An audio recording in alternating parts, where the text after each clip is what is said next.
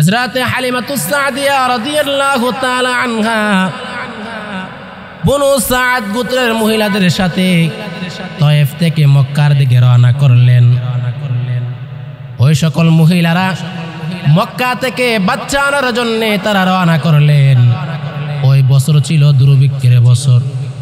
ওই দিক দিয়ে হালিমাতুস সাদিয়া রাদিয়াল্লাহু তাআলা আনহার স্তনে দুধ ছিল না, তার বকরির স্তনে দুধ ছিল না, ঘরের মধ্যে দুর্ভিক্ষ চলতেছে। তার যে উটনি ছিল ওই সাওয়ারিটাও দুর্বল ছিল, তারপরেও তায়েফ থেকে মক্কার দিকে রওনা করলেন। মক্কাতে যাওয়ার জন্য রওনা করলেন, বাচ্চা আনার জন্য গেলেন। ওই দিক দিয়ে মহিলাদের সাথে রওনা করে দেয়। মহিলারা চলতেছে, প্রতিমধ্যে মহিলারা হালিমার দিকে তাকায়া বিরক্ত হয়ে গেলেন। মহিলারা ডেকে ডেকে বলে, এ হালিমা, তোমার সাওয়ারি এত দুর্বল, আমাদের পিছনে পড়ে থাকে, খুব বিরক্তিকর লাগে। তারপরে কষ্ট করে হালিমাতুস সাদিয়া ওই মহিলাদের সাথে তায়েফ থেকে মক্কা পর্যন্ত পৌঁছে গেলেন। ওই মক্কা যাওয়ার পরে সকল মহিলারা বাচ্চা তালাশ করতে আরম্ভ করে দিল। মক্কার মহিলারা বাচ্চা দেওয়ার জন্য যখন শুরু করে দেয়, সবাই বাচ্চাগুলা নিয়ে নেয়। যখন সবাই আমার আপনার নবীর কাছে যায়, নবীর কাছে যাওয়ার পরে গিয়ে দেখে আমার আপনার নবী ইয়েতিম নবী। ইয়েতিম নবীকে কেউ নেই না। যদি ইয়েতিম নবীকে নেয় তাহলে তারা এনাম পুরস্কার পাবে না। এই জন্য সকল মহিলা আমার নবীকে রেখে চলে যায়, অন্য বাচ্চাদেরকে নিয়ে নেই। আর ওই দিক দিয়ে যখন হালিমাতুস সাদিয়া রাদিয়াল্লাহু তাআলা আনহাকে দেখে, উনাকে দেখার পরে উনাকে কেউ বাচ্চা দিতে চায় না, কারণ উনার স্তরে দুধ কম ছিল, সেই জন্য কেউ বাচ্চা দেয় না। ওই দিক দিয়ে হালিমাকে কেউ বাচ্চা দেয় না, আর ওই দিক দিয়ে আমার নবীকে কোনো মহিলা নেই না। ওই দিক দিয়ে আল্লাহ তাআলা হালিমাতুস সাদিয়ার কপালটা খুলে দিল। যেহেতু হালিমাকে কেউ বাচ্চা দেয় না, আর ওই দিক দিয়ে হালিমাকে কেউ বাচ্চা দেয় না, আর আমার আপনার নবীকে কেউ নেই না, সর্বশেষ পরিণামে সকল মহিলারা বাচ্চা নিয়ে নেয়। ওই দিক দিয়ে হালিমা বাচ্চা পায় না, আর আমার আপনার নবীকে কেউ নেই না। তখন হালিমাতুস সাদিয়া তার স্বামীকে বলতেছে, অগপ্রাণের স্বামী, খালি হাতে বাড়িতে যাওয়ার চাইতে সব চাইতে ভালো হবে, চলো না ওই আব্দুল্লাহর ছেলে মুহাম্মদ, তাকে কেউ এই পর্যন্ত নেই না, কারণ তার বাবা নাই, সে ইয়েতিম। চলো আমরা খালি হাতে যাওয়ার চাইতে ওই আব্দুল্লাহর ছেলে মুহাম্মদকে নিয়ে যাই। স্বামীকে বোঝানোর পরে স্বামী বলল, ঠিক আছে চলো, তাকে নিয়ে আমরা চলে যাই। সর্বশেষ পর্যায়ে আমার আপনার নবীকে হালিমাতুস সাদিয়া নিয়ে যখন রওনা করলেন, নিয়ে গিয়ে তাদের যে ঘর ছিল, তাদের যে ঘাটি ছিল, ওই ঘাটির মধ্যে যাওয়ার পরে হালিমাতুস সাদিয়া রাদিয়াল্লাহু তাআলা আনহা আমার আপনার নবীকে যখন দুধ খাওয়ানোর জন্যে স্তনে নবীর মুখটা যখন লাগায়া দেয়, ওই মুখটা লাগানোর পরে হালিমার স্তনে দুধ এত পরিবারে আসতে শুরু করলো, এত বেশি করে আসতে শুরু করলো। হালিমাতুস সাদিয়ার স্তনে অনেক দুধ আসতে শুরু করলো। আমার আপনার নবীর দুধ পান করে, ওনার দুধ ভাই ছিল আব্দুল্লাহ ও দুধ পান করে উভয়জন আরামে ঘুমিয়ে গেল। ওই দিক দিয়ে হালিমাতুস সাদিয়ার স্বামী গেল উটনি থেকে দুধ দহন করার জন্যে। যাওয়ার পরে গিয়ে দেখে তাদের উটনির স্তনে দুধে ভরপুর হয়ে গেছে। ওই দিক দিয়ে হালিমার স্বামী ওই উটনি থেকে দুধ দহন করে হালিমাকে নিয়ে খেয়ে তারা আরামে ঘুমিয়ে গেল। সকালবেলা বলে, এমন ঘুম মনে হয় আমরা ইতিপূর্বে কোনোদিন ঘুমাই নাই। বলতেছেন, হালিমা তুমি কি বাচ্চা আনলা? এত বরকতময় বাচ্চা আনার পরে তোমার স্তনে দুধ বেড়ে গেল, তোমার স্তনে দুধে ভরপুর হয়ে গেল, তোমার উটনিতে দুধে ভরপুর হয়ে গেল, বরকতে ভরপুর হয়ে গেল। ওই বাচ্চা তো সাধারণ কোনো বাচ্চা নয়, ওই বাচ্চা সৌভাগ্যবান বাচ্চা, বরকতময় বাচ্চা। চলো ওই বাচ্চাকে নিয়ে আমরা আমাদের বাড়ির দিকে রওনা হয়ে যাই। ওই দিক দিয়ে হালিমাতুস সাদিয়া রাদিয়াল্লাহু তাআলা আনহা উটনির উপর উঠে যখন সাওয়ারির উপর উঠে যখন রওনা হয়ে গেল, সাওয়ারির উপরে ওঠার সাথে সাথে সাওয়ারিটা এত দ্রুতগামী হয়ে গেল। আল্লাহর কসম, সাওয়ারিটা এত দ্রুতগামী হয়ে গেল, সিরাতের কিতাবের মধ্যে লেখেন অন্য অন্য মহিলারা হালিমাকে ডেকে ডেকে বলে, ও হালিমা, তুমি যে সাওয়ারির উপরে আরোহণ করেছো, ওই সাওয়ারি কি গতকালকের সাওয়ারি ছিল নি? বলে হ্যাঁ হ্যাঁ, ওই সাওয়ারি বিগত দিনের সাওয়ারিটা ছিল। বলে তাহলে এত দ্রুতগামী কেমন করে হয়ে গেল? যে সাওয়ারিটা এত দুর্বল ছিল, আমাদের অনেক পিছনে ছিল, আজকে ওই সাওয়ারি সবার সামনে চলে গেল। হালিমাতুস সাদিয়া রাদিয়াল্লাহু তাআলা আনহা কষ্ট ছিল পূর্বে আসার সময়, যাওয়ার সময় দ্রুতগামীতে হয় ওনার বাসস্থানে চলে গেল।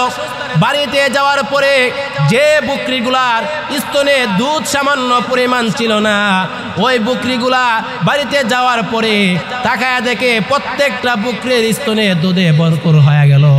এত পরিমাণে দুধ চলে আসলো, ইতিপূর্বে কোনো দিন এত দুধ আসে নাই। হালিমা স্বামীকে ডেকে ডেকে বলে, স্বামী, আমাদের মনে হয় ভাগ্য খুলে গেছে, আমরা মনে হয় একজন সৌভাগ্যবান বরকতময় সন্তান নিয়ে এসেছি। মনে হয় আমরা এমন একজন সন্তান পেয়েছি যে সন্তানটা বরকতময় সন্তান আমরা পাইলাম। ওই দিক দিয়ে হালিমাতুস সাদিয়া তার সন্তানকে আব্দুল্লাহকেও এক স্তনের দুধ পান করাই, আমার আপনার নবীকে আরেক স্তনের দুধ পান করাই। আমার আপনার নবী যদি ডান পার্শ্বের স্তনের দুধ পান করায়, আমার আপনার নবী কোনোদিন বাম স্তনে মুখ লাগাই না, কারণ আমার আপনার নবী জানে ডান স্তনটা আমার জন্যে আর বাম স্তনটা আমার দুধ ভাই আব্দুল্লাহর জন্যে নির্ধারিত। মুসলমান বন্ধুরা, আমার আপনার নবী বাচ্চা কাল সময় থেকে ইনসাফগার নবী ছিল। আমার আপনার নবী ছোট সময় থেকে ইনসাফগার নবী ছিল। আমার আপনার নবী ডান পার্শ্বের দুধ স্তনে মুখ লাগাইলে কোনোদিন বাম স্তনে মুখ নেই নাই। ওই নবী ছিল ছোট সময় থেকে ইনসাফগার। এবার হালিমাতুস সাদিয়ার বকরির গুলা এত পরিমাণে দুধ দেয়, উনার গোত্রের অন্য অন্য লোকেরা তাদের গোলামকে বলে, হে গোলামেরা শুনো, আজকে থেকে হালিমার বকরিগুলা যে স্থানে ঘাস খাওয়ানোর জন্য নিয়ে যাওয়া হয়, তোমরাও আমাদের বকরিগুলাকে সেই স্থানে নিয়ে যাইবা। তখন ওই গোলামগুলা তাদের মালিকের বকরিগুলাকে হালিমাতুস সাদিয়ার ওই বকরিগুলার কাছে যেখানে ঘাস খাওয়ায় ঠিক সেই জায়গাতে ঘাস খাওয়ায়। ঘাস খাওয়ার পরে সব বকরি চলে আসে, হালিমার বকরির দুধের স্তন ভরপুর হয়ে থাকে, কিন্তু বাকিগুলার দুধে স্তন ভরপুর থাকে না। হালিমা ডেকে ডেকে বলে, এ আমার গোত্রের লোকেরা, এ আমার কওমের লোকেরা, শুনো, তোমরা যে স্থানে তোমরা ঘাস খাওয়াইতে পাঠিয়ে দাও, তোমরা যদি একদিন নয় লাগাতার তোমরা খাওয়াও, তারপরও তোমাদের বকরির স্তনে দুধ আসবে না। কারণ হলো আমি যে সন্তানটা এনেছি, এই সন্তানটাই হলো বরকতময় সন্তান। ওই সন্তান আনার পরে আমার স্তনে দুধে ভরপুর হয়ে গেল। ওই সন্তানটা আনার পরে আমার উটনিতে দুধে ভরপুর হয়ে গেল। ওই সন্তানটা আনার পরে আমার বকরির গুলার স্তনে দুধে ভরপুর হয়ে গেল। ওই সন্তানটা আনার পরে আমার শুরু থেকে পর্যন্ত বরকত আর বরকত শুরু হয়ে গেল। এজন্য মুসলমান বন্ধুরা, আমার আপনার নবী ছিল বরকতময় নবী। এজন্য আমার আপনার আল্লাহ তাআলা বলেন, ওমা আরসালনাকা ইল্লা রাহমাতাল লিল আলামিন। আল্লাহ তাআলা বলেন, নবী, আপনাকে আমি বিশ্ব জগতের জন্য রাহমাতুল লিল আলামিন হিসেবে বানিয়ে দিলাম। পৃথিবীতে আদম নবী থেকে, আদম নবী ইউনা থেকে ঈসা নবী ইউনা পর্যন্ত কোন নবী সম্পর্কে ওমা আরসালনাকা ইল্লা রাহমাতাল লিল আলামিন আল্লাহ ঘোষণা করে নাই। আল্লাহ তাআলা আদম নবী ইউনা থেকে ঈসা নবী ইউনা পর্যন্ত ওয়া ইন্নাকা লাআলা খুলুকিন আযীম এই আয়াত ঘোষণা করে নাই। আল্লাহ তাআলা আদম নবী থেকে ঈসা নবী ইউনা পর্যন্ত কোন নবীকে সাইয়্যিদুল মুরসালিন খাতামুন নবিয়্যিন ঘোষণা করে নাই। স্বয়ং মাত্র আমার আপনার নবী সম্পর্কে আল্লাহ তাআলা ঘোষণা করলেন, আমার আপনার নবী হলো বিশ্বের জন্য রহমতময় নবী। সুবহানাল্লাহ। এজন্য আমার আপনার নবী ছিলেন বিশ্ব জগতের জন্য রহমত। আমার আপনার নবী ছিলেন বিশ্ব জগতের রহমত। আমার আপনার নবীর মতন কোন নবী হতে পারে না।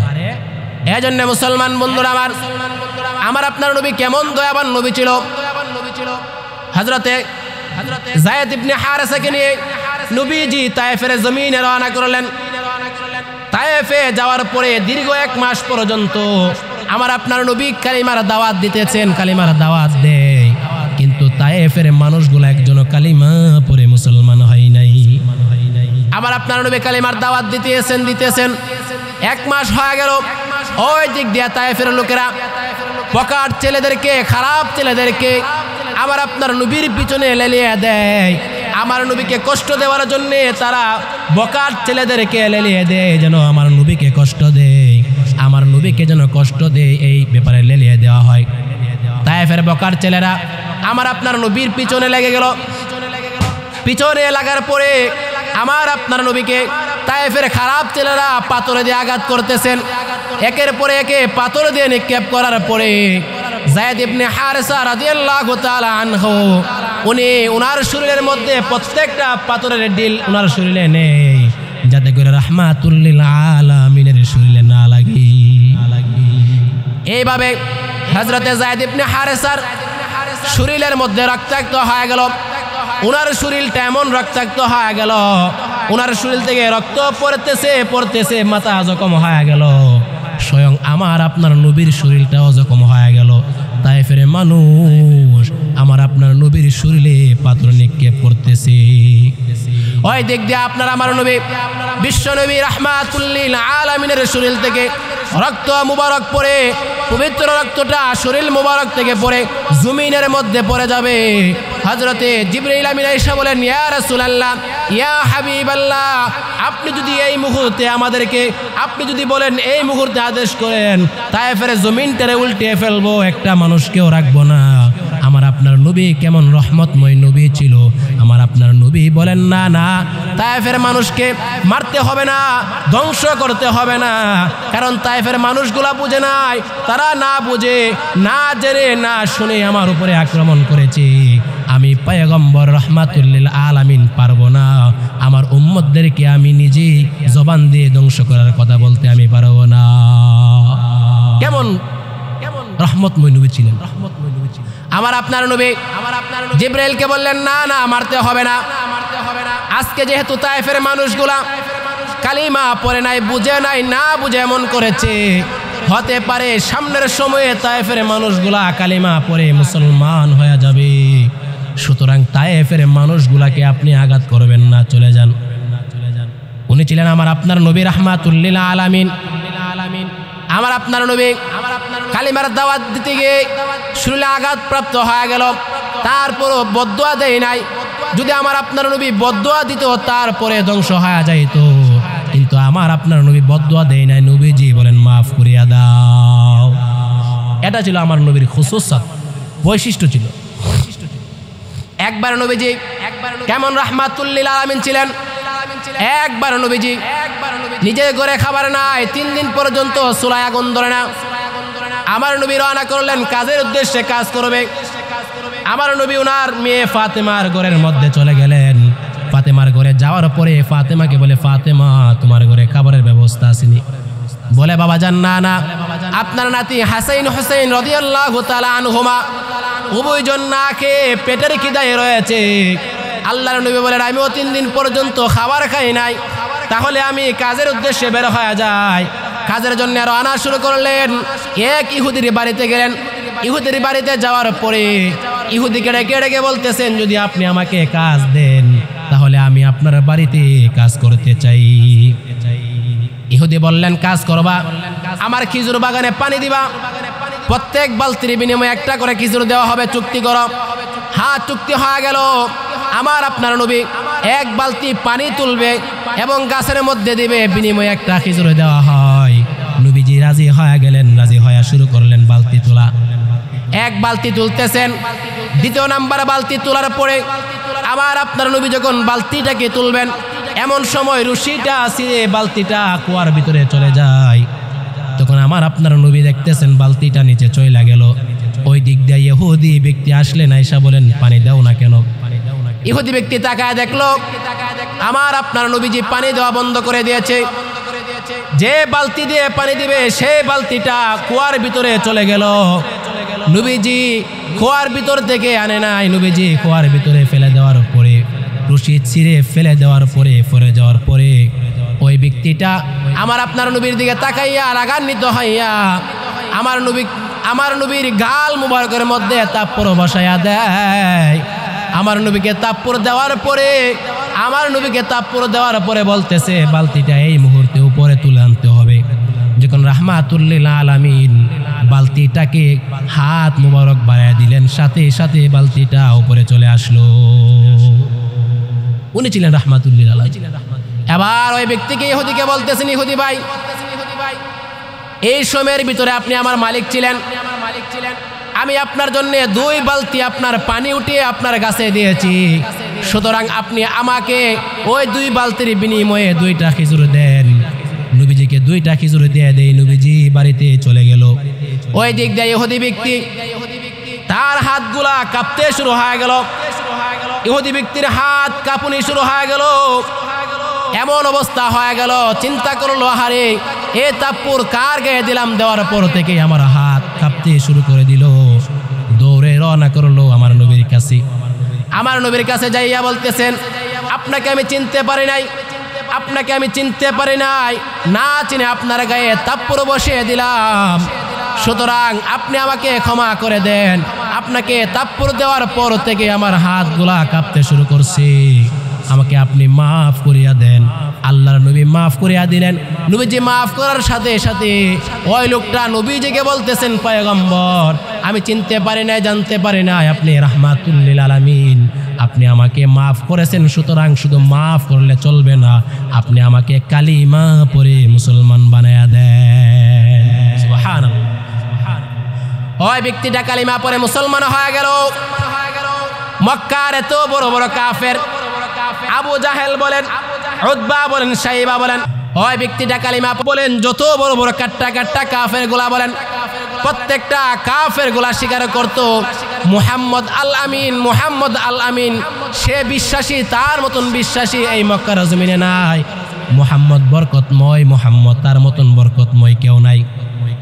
তারপরও তারা ওই কাফেররা নবীজিকে আঘাত করত, তারপরও নবী বদদুয়া দিতেন না। আবু জাহেল আঘাত করত।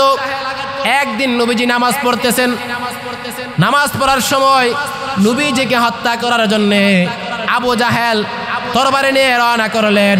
নবীজির সামনে একটা পাথর নিয়ে যাইলেন। পাথর নিয়ে যাওয়ার পরে যখন পাথর দিয়ে মাথায় মেরে দিবে, ঠিক সেই মুহূর্তে আবু জাহেল দৌড়ে তার গোত্রের কাছে চলে গেল। গোত্রের কাছে গিয়ে বলতেছেন, হ্যাঁ গোত্রের মানুষেরা, মুহাম্মদ তো সাধারণ কোনো মানুষ না, মুহাম্মদ কোনো সাধারণ মানুষ না। আমি যখন পাথরটাকে নিয়ে মুহাম্মদের মাথার মধ্যে ফেলে দেয়, এই মুহূর্তে আমি তাকায় দেখি এমন একটা উট আমার সামনে হা করে আসতেছে। কসম, আমি এই পর্যন্ত মক্কা ঘুরলাম, মদিনা ঘুরলাম, সিরিয়া ঘুরলাম, আমি এই পর্যন্ত কোনো জায়গাতে এত বড় উট আমি দেখি নাই। মনে হচ্ছিল আমাকে উটটা খেয়ে ফেলবে। সুতরাং আমার নবীকে মারতে পারে না। আমার নবী ছিলেন রাহমাতুল্লিল আলামিন। আমার নবীর গায়ে আঘাত যদি করত, তার শরীরে কম্পন সৃষ্টি হয়ে যাইত। আমার নবীকে মারতে গেলে তার হাত কাঁপনে শুরু হয়ে যেত। এই জন্য মুসলমান বন্ধুরা আমার, মক্কার মানুষেরা, নবীজি জন্মগ্রহণ করলেন মক্কা। ওই মক্কার মানুষেরা যখন দেখলো আবু তালেব দুনিয়াতে নাই, মক্কার কাফেররা চিন্তা করলো এবং মুহাম্মদের বিরুদ্ধে কথা বলতে যাবে, কথা বলা শুরু করবে। চিন্তা ফিকির করে আবার চিন্তা করতেছে, কিছুদিন পরে বড় একটা অনুষ্ঠানের সময় চলে আসবে, আবার কি করা যায়। বিভিন্ন দেশ থেকে মানুষগুলা রওনা করবে, মক্কাতে আসবে। যদি মুহাম্মদের কাছে যায় তাহলে সবাই কালিমা পড়ে মুসলমান হয়ে যাবে। এবার কি করা যায়? সবাই মিটিং বসলেন, পরামর্শ করে বসে বলতেছেন, প্রত্যেক মানুষ একজন একজন করে প্রত্যেকটা সেক্টরে বসবা আর বলবা, আমাদের মক্কাতে নতুন একজন মাজনুন, নতুন একজন কাহের পাগল, নতুন একজন শায়ের আবির্ভাব হয়েছে।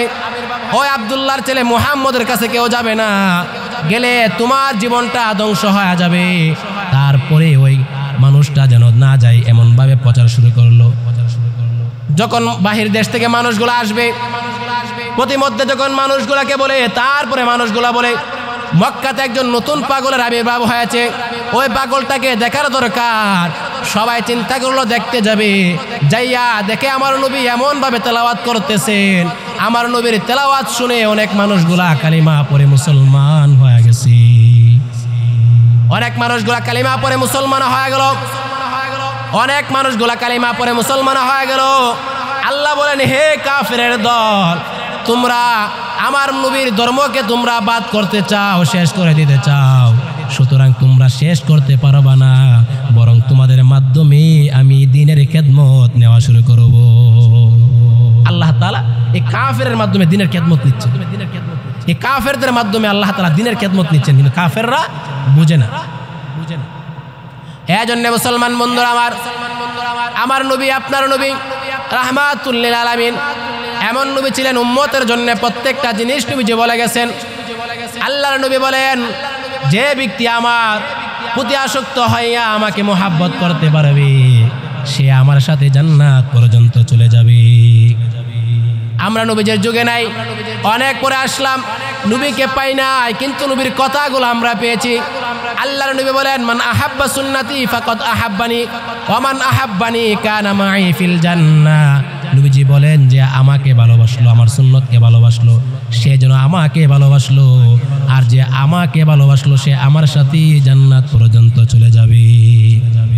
এজন্য মুসলমান বন্ধুরা আমার আপনার নবীকে আমরা দেখতে পারি নাই, আমার আপনার নবীকে আমরা স্বচক্ষে দেখতে পারি নাই।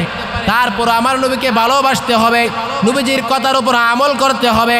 আল্লাহর নবী বলেন, তারাকতু ফীকুম আমরাইন লা তাদিল্লু মা তামাসসাকতুম বিহিমা কিতাবাল্লাহি ওয়া সুন্নাত রাসূলি। আল্লাহর পয়গম্বর বলেন, আমি তোমাদের মধ্যে দুইটা জিনিস রাখলাম, এক নাম্বার হলো কিতাবুল্লাহ, দুই নাম্বার হলো সুন্নতে রাসূল। যে সকল ব্যক্তিরা কিতাবুল্লাহর উপর আমল করতে পারবে এবং সুন্নতের উপর আমল করতে পারবে, আল্লাহ তাআলা তাদেরকে ইহদিনাস সিরাতাল মুস্তাকিম, সিরাতাল মুস্তাকিম সোজা রাস্তার উপর চলাইয়া আল্লাহ তাআলা তাদেরকে জান্নাত পর্যন্ত পৌঁছে দিবে। এজন্য নবী যা বলেন সেইগুলোর উপর আমল করা, আর নবীজি যা বলেন নাই সেইগুলা থেকে বিরত থাকা। এজন্য নবীকে কেমন মোহাব্বত করতে হবে। আমার আল্লাহর নবী বলেন, লা ইউমিনু আহাদুকুম হাত্তা আকুনা আহাব্বা ইলাইহি। পয়গম্বর বলেন, ওই ব্যক্তি সে এ পর্যন্ত পরিপূর্ণ মুমিন হতে পারবে না যে ব্যক্তি তার সন্তান থেকে, তার স্ত্রী থেকে, তার মা বাবার চাইতে আমি আল্লাহর নবীকে ভালো না বাসবে ততক্ষণ পর্যন্ত সে পরিপূর্ণ মুমিন হইতে পারবে না। আল্লাহ তাআলা ওই ব্যক্তিকে ততক্ষণ পর্যন্ত পরিপূর্ণ মুমিন বানাবে না যতক্ষণ পর্যন্ত আমার পয়গম্বরকে ভালো না বাসবে। এক সাহাবীর কাছে সংবাদ চলে গেল, মুহাম্মদ সাল্লাল্লাহু আলাইহি ওয়াসাল্লাম দুনিয়াতে নাই। কান্না রুল শুরু হয়ে গেল, কান্না কাটে আরম্ভ করে দেয়। ওই সাহাবীর কাছে খবর যাওয়ার পর সাহাবী বলতেছেন, যেহেতু আমার নবীজি নাই, আমার নবী যদি দুনিয়াতে না থাকে, আমি দুইটা চোখ দিয়ে আমি কাকে দেখব? আল্লাহর কাছে ফরিয়াদ করে রব্বুল আলামিন, যে নবী দুনিয়াতে নাই, যে নবী দুনিয়া থেকে চলে গেছে, ওই নবী দুনিয়া থেকে চলে গেল, সুতরাং আমি যে দুইটা চোখ দিয়ে দুনিয়াটা দেখব, আমার দুনিয়া দেখার কোনো প্রয়োজন নাই। ওগো আল্লাহ, আমার দুইটা চোখ আপনি নিয়ে নেন, কারণ ওই দুইটা চোখ দিয়ে যেহেতু আমার নবীকে দেখতে পারবো না, আমি অন্য কাউকে এই দুইটা চোখ দিয়ে আর দেখতে চাই না। কেমন মুহাব্বত ছিলেন, কেমন মুহাব্বত সাহাবায়ে কেরামের, কেমন মুহাব্বত ছিলেন, ভালোবাসা ছিলেন। বর্তমানে আমাদের ভালোবাসা কেমন হয়? আমার আপনার নবীকে যখন গালি দেয়, যারা নামদারি ভালোবাসা, নামদারি অনেকগুলা ভালোবাসা আছে, ডুপ্লিকেট ভালোবাসা, যে ভালোবাসার মধ্যে বেজাল শুরু হয়ে যায়, যে ভালোবাসার মধ্যে দুই নাম্বারে চলে আসে, ওই ভালোবাসার লোকগুলা দেখবেন সময় মতো পাঁচ কেটে চলে যায়। ওই ভালোবাসার লোকগুলা মুখে ভালোবাসতে পারে কিন্তু মোহাব্বত দিল থেকে করতে জানে না। আমার আপনার নবীকে ভালোবাসলে দিল থেকে ভালোবাসতে হবে। আর ওই দিল থেকে যারা ভালোবাসবে, আমার আপনার নবী ঘোষণা করলেন তাদেরকে আমার সাথে জান্নাতের মধ্যে এক করে ফেলবো। এই জন্য মুসলমান বন্ধুরা আমার নবীকে মন থেকে ভালোবাসতে হবে। আমার আপনার নবীকে এমনভাবে ভালোবাসতে হবে, আমার আপনার নবীর বিরুদ্ধে যদি কেউ গালি দেয় সাথে সাথে তাকে হত্যা করে ফেলা। হাদিসের মধ্যে আসছে আমার নবীকে যে গালি দিবে তাকে হত্যা করে ফেলাও, তাকে দুনিয়াতে রাখবা না, তার দুনিয়াতে রাখার কোনো প্রয়োজন নাই।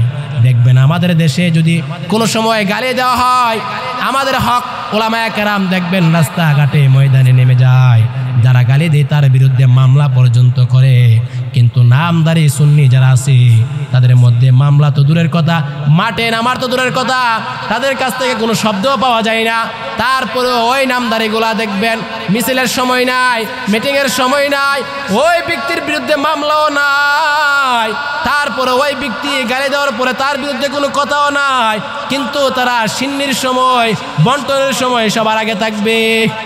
এমনভাবে থাকবে যাতে তারা বোঝায় আমরা নবীর আশেক, নবীর ভালোবাসা, অথচ নবীর ভালোবাসা নাই, তারা বন্ডামি করে তারা সময় কাটায়।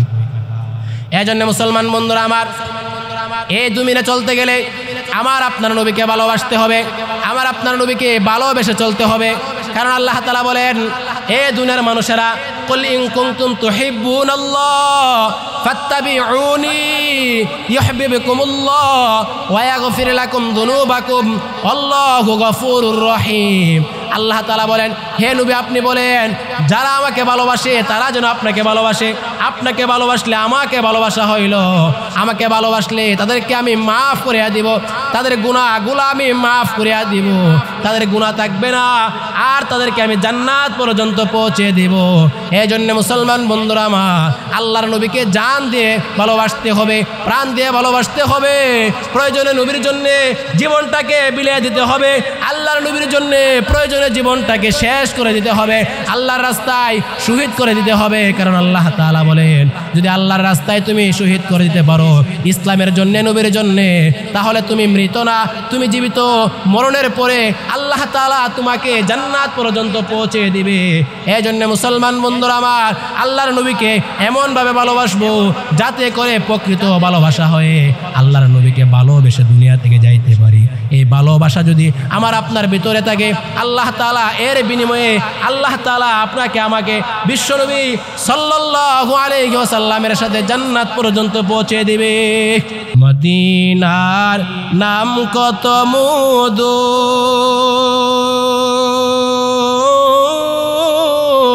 মদিনা আর যে কত দূর, মদিনার নাম কত মদিনার নাম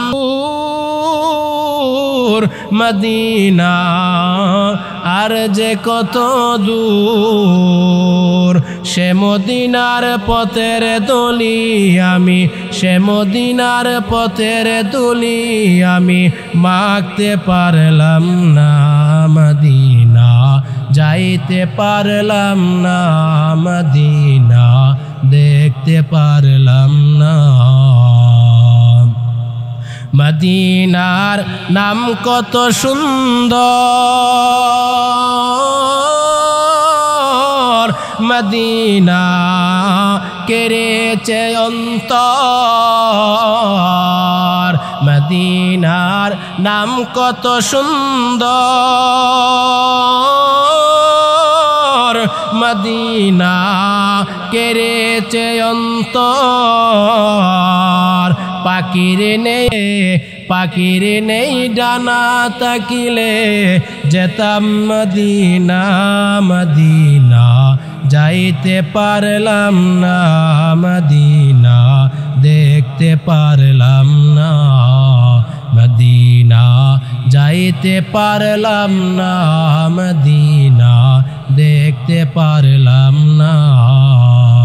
আমি অসহায় তাই এত দূরে রই, আমি অসহায় তাই এত দূরে রই, শুধু সালাম জানাই মদিনা, যাইতে পারলাম না মদিনা, দেখতে পারলাম না মদিনার নাম কত মধুর, মদিনা আর যে কত দূর, মদিনার নাম কত মধুর, মদিনা আর যে কত দূর।